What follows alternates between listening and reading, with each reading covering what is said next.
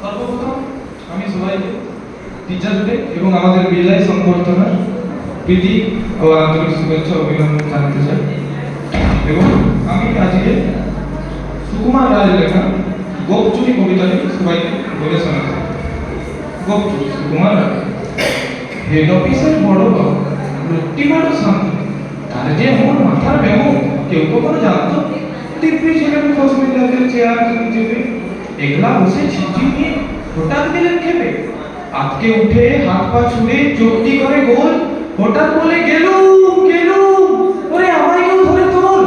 তাই শুনে কেউ ভর্তি ডাকে, কেউ বা আগে পুলিশ, আরে কেউ বা আগে পুলিশ।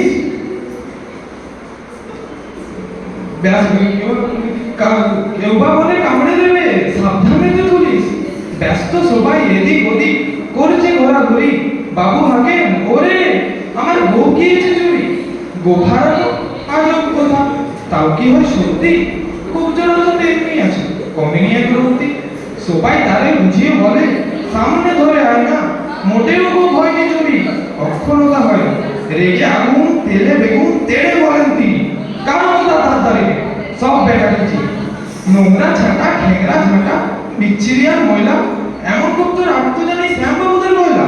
খবরদার এ গোপ যদি আমার বলিস, করবো তোদের জবাই। এই না বলে জরিমানা করলেন তিনি সবাই। ভীষণ রেগে ভীষণ খেয়ে দিলেন রেখে থাকা, কাউকে বেশি রায় দিতে সবাই চলে না। অফিসের এই বাঁদরগুলো মাথায় করে গোপন, গোপজোড়াদি কোথায় গেল কেউ রাখে না খবর।